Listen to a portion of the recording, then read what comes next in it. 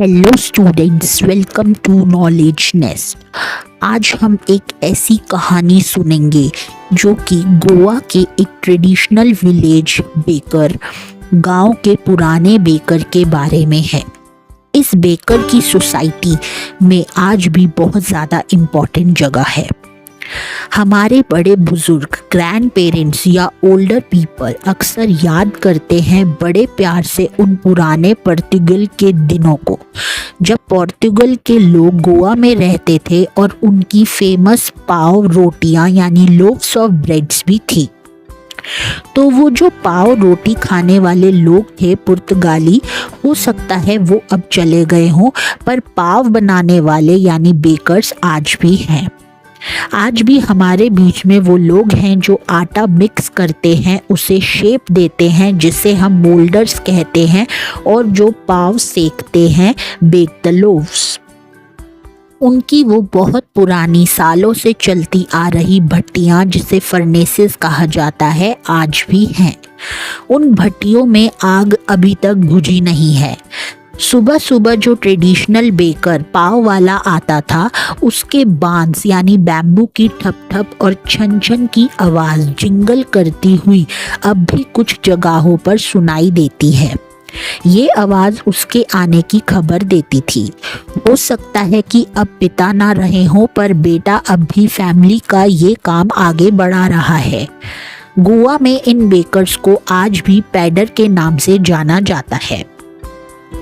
अब राइटर यहाँ पर अपने बचपन की बात कर रहे हैं।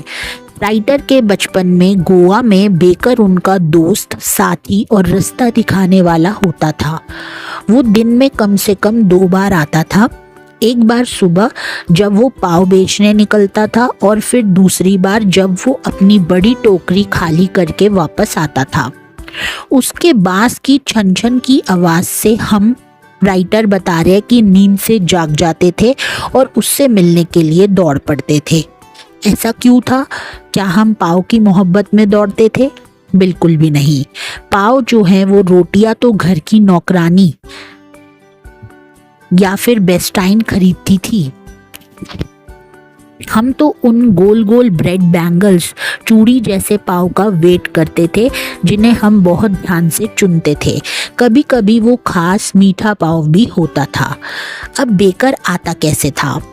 बेकर अपनी खास बांस की डंडी से झंग-झंग की आवाज़ करते हुए आता था, जैसे कोई गाना बजा रहा हो। एक हाथ से वो सर पर एक टोकरी पकड़े होता था और दूसरे हाथ से बांस को ज़मीन पर ठोकता था। वो घर की मालकिन को गुड मॉर्निंग बोलता था और फिर अपनी टोकरी को खड़े बांस पर रख देता था।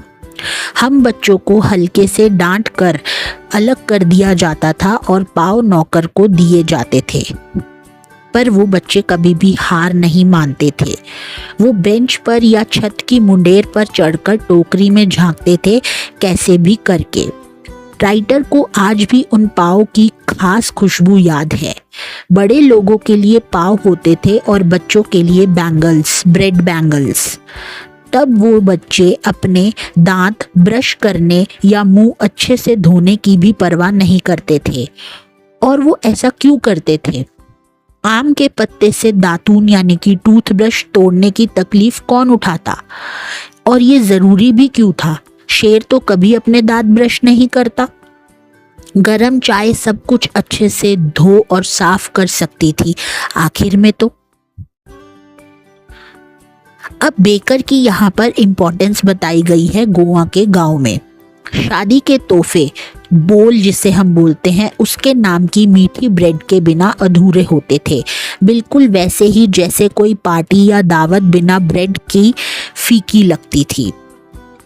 एक गांव के लिए बेकर कितना इम्पोर्टेंट हो सकता है, ये बताने के लिए अल्फाज कम पड़ेंगे। बेटियों की सगाई पर घर की मालकिन को सैंडविचेस बनाने ही पड़ते थे। क्रिसमस और दूसरे त्योहारों पर केक्स और बोलिहंस, एक तरह का मीठा पाव होता है, वो ज़रूरी था। इसलिए गांव में बेकर की भट्टी का होना बहुत ही ज़रूरी था। अब बेकर की ड्रेस कैसी थी और उसकी इनकम कितनी होती थी? उन दिनों में बेकर या पाव बेचने वाले की एक खास ड्रेस होती थी जिसे कबाई कहते थे। ये एक पूरे लंबा फ्रॉक होता था जो घुटनों तक आता था। राइटर के बचपन में उन्होंने बेकर्स को ऐसी शर्ट और पतलून पहने देखा था जो पूरी लंबी पैंट से छोटी और हाफ पैंट से लंबी होती थी। आज भी कोई भी इंसान जो घुटनों के ठीक नीचे तक की हाफ पैंट पहनता है उसके बारे में लोग बोलते हैं कि वो पैडर जैसा लग रहा है। बेकर आमतौर पर अपने बिल्स महीने के आखिर में इकट्ठे करता था। हर महीने का हिसाब किताब दीवार पर पेंसिल से लिखा जाता था। बेकिंग का काम पुराने ज़माने में सच में फ़ायदेमंद यानी कि प्रॉफिटेबल था। बेकर और उसकी फैमिली कभी भूखे ही नहीं रहते थे। वो, उसकी फैमिली और उसके नौकर हमेशा खुश और अमीर दिखते थे। उनका मोटा ताज़ा प्लम्प जिसे बोलते हैं शरीर इस बात का खुला सबूत था। आज भी कैथल जैसे मोटे ताज़े शरीर, कटहल जिसे jackfruit like physical appearance वाले किसी भी इंसान का कंपैरिजन आसानी से बेकर से किया जाता है। तो बच्चों, अगर आपको ये स्टोरी पसंद आई तो इस वीडियो को ज़्यादा से ज़्यादा शेयर करें, लाइक करें और मेरे चैनल को सब्सक्राइब करें। नेक्स्ट वीडियो में हम नेक्स्ट पार्ट इस चैप्टर का कंटिन्यू करेंगे।